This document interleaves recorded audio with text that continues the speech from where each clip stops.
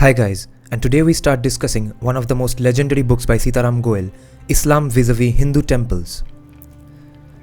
A court order in 1986 threw open for Hindu worship the gates of the temple-turned-mosque at Ram Janmabhoomi site in Ayodhya.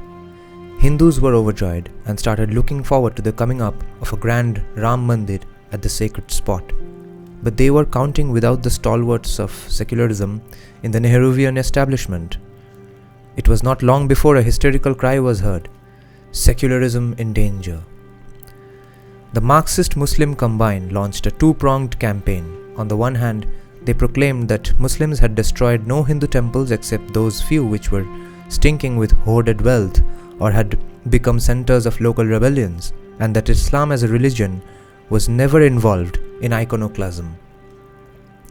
On the other hand, they accused the Hindus of destroying any number of Buddhist, Jain and animist shrines in the pre-Islamic past.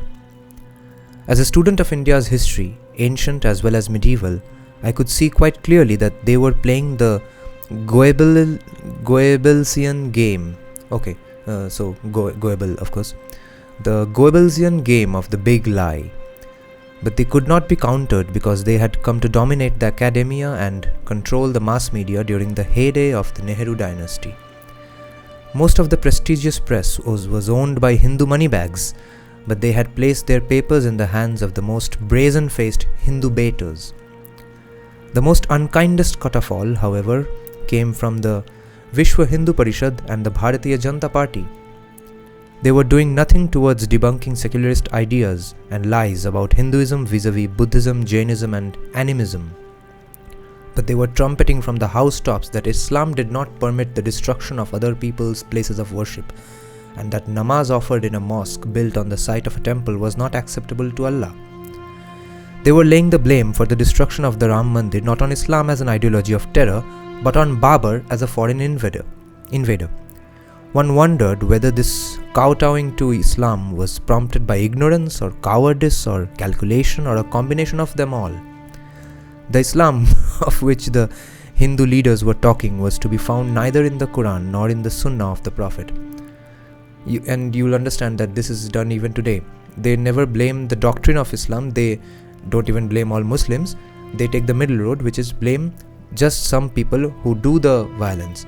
And they think those people who do the violence are acting against Islam when they do that. They do not know that they are actually following word for word what has been suggested by Islamic scholars. The only ray of light in this encircling gloom was Arun Shori, the veteran journalist and the chief editor of the Indian Express at that time.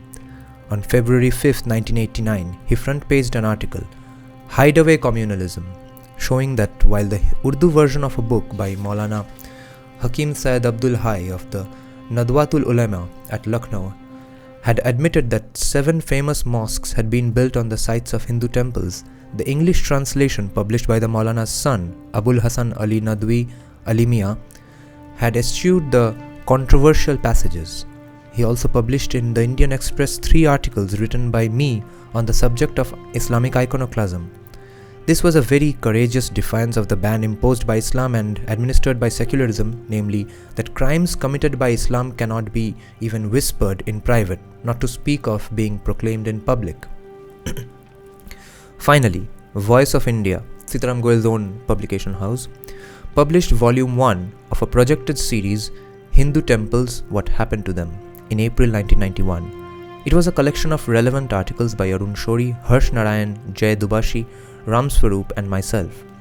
An important part of the volume was a list of 2,000 Muslim monuments built on the sites and or with the materials of Hindu temples.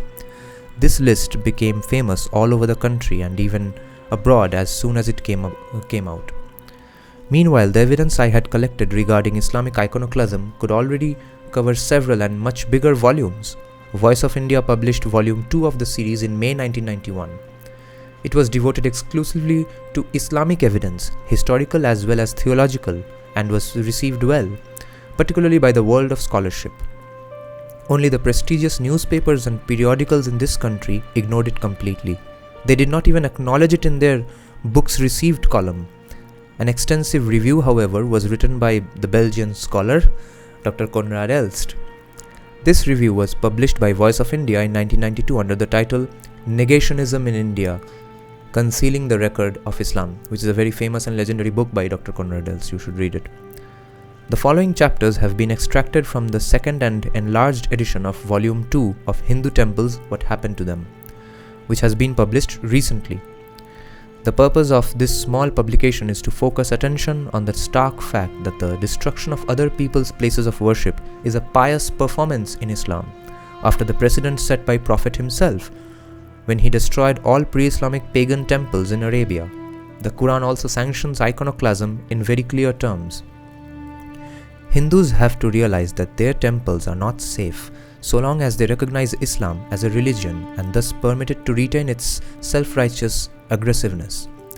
When the temple of Somnath was rebuilt in post-independence India, the following Urdu couplet started circulating among the Muslims of this country. Mandir to Somnath ka tamir ho gaya, ek aur Ghaznavi ki fakat intezar hai, which translates to, the temple of Somnath has been rebuilt, we now wait for another Mahmud Ghaznavi. People who cherish the illusion that Muslims can be persuaded to make concessions if Islam is flattered live in a fool's paradise. The whole history of Islam in this country and elsewhere is a witness that Muslims have never made a concession to the Kafirs, particularly when it came to the essentials of their creed. It is not Allah but the Prophet who sits at the heart of Islam and dictates its doings. Muslims cannot compromise when it concerns the Sunnah of the Prophet, which they regard as the divinely inspired model for all time to come. Hindus will do well to learn from the experience of Mahatma Gandhi. He spent a lifetime in singing hymns of praise to the noble faith of Islam and extolling the Quran and the Prophet.